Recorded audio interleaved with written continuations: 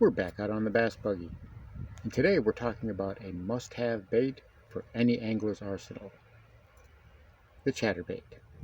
Stay tuned, you won't want to miss it.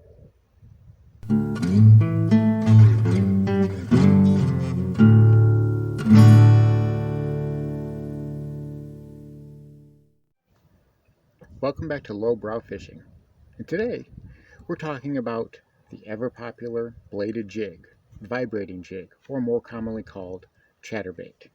Chatterbaits have been on the scene for more than a decade now, and they were one of those few really revolutionary baits to come along.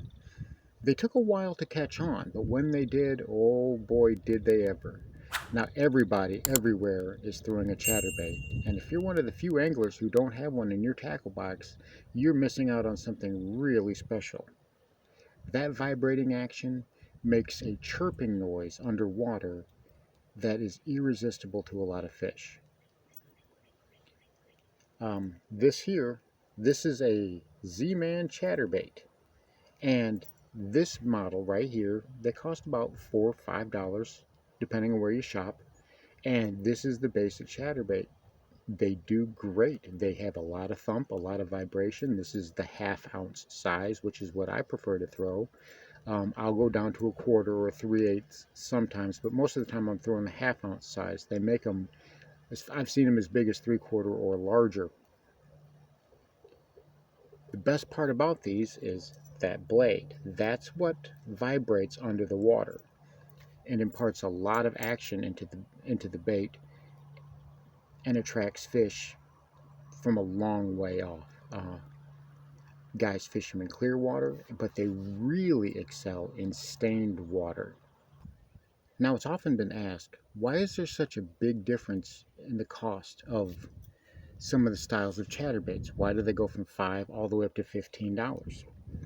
It has to do with the defining trait of that chatterbait or vibrating jig, and that is this blade. You want this blade to start thumping and to start vibrating as soon as you impart action on it. As soon as you get that blade to move, if it can thump on the way down after you cast it, that's all the better. The difference between this one and this chatterbait, which is the $10 variety, which is a step up, is, well, you can see it's the shape of the head is actually more like a swim jig, where this is almost like an arky jig shape. Now, these are both very good at being skipped up underneath docks. They can be cast long distances. There are so many retrieves that you can do with one of these. There's just the straight chuck and wind, and that catches fish. But if you're competing with other anglers who are also throwing chatterbaits, I suggest that you alter your retrieve. I like to alternate between chucking and winding, or maybe even doing a little bit of that old Alabama shake like I have a swim jig, but I'll even stroke it like I'm doing a normal jig. You can fish it just like that, any number of ways. One of the key things about this is trailer selection. Trailer selection on the chatterbait is extremely important. It's very overlooked, and a lot of anglers are missing out on potential bites by not putting the proper trailer on their chatterbait.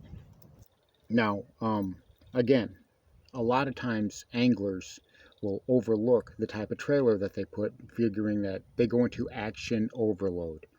They want all the action on all the baits all the time. And sometimes that'll work, but with a chatterbait, you see I have a fluke on here. And a fluke is a do-nothing style bait. And the good thing about this is it's not going to move a lot of water. It's not going to provide a lot of resistance. That allows this blade to do its thing without being hampered. A cross-style trailer or something that has a lot of action on it, that's flapping around and moving a lot of water, will inhibit this blade. It acts as a parachute on the back of this blade, or it acts as a parachute on the back of this bait. And it keeps the bait from darting back and forth and moving up and down and all the things that you would like for an object imitating a bait fish in trouble to do. Having a fluke on the back of it actually gives the chatterbait better action. I highly recommend trying using a fluke. Now I've got a 5-inch zoom super fluke on here, but you can go with your favorite style or favorite size. You may even want to go a size smaller, especially if you're in pressured waters and you want to downsize that presentation. Changing from a cross style to a fluke style is not the only thing you can do. Another thing I like to do is to take the skirt off completely and put a grub style or a swim style trailer on there, like this Rage Menace, which, as you can see, I've got it turned parallel to the hook so that I get a more natural fish-like flapping motion. Not only does it give me a better flapping motion in the water, but I can cast this thing much, much further because I don't have the drag through the air with the skirt.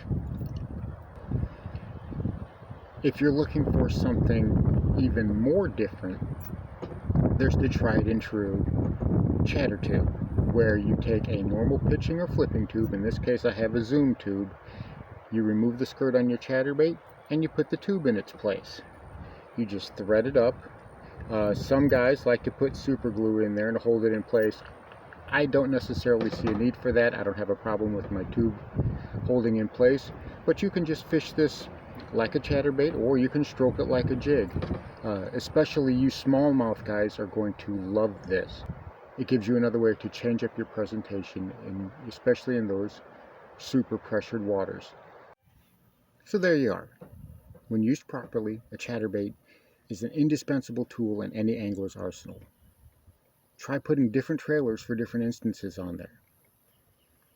And try using different types of chatterbaits for different applications. Try them to pitch under docks, or for fishing under brush, or for even skipping. Thanks for watching Lowbrow Fishing. We'll catch you in the next one.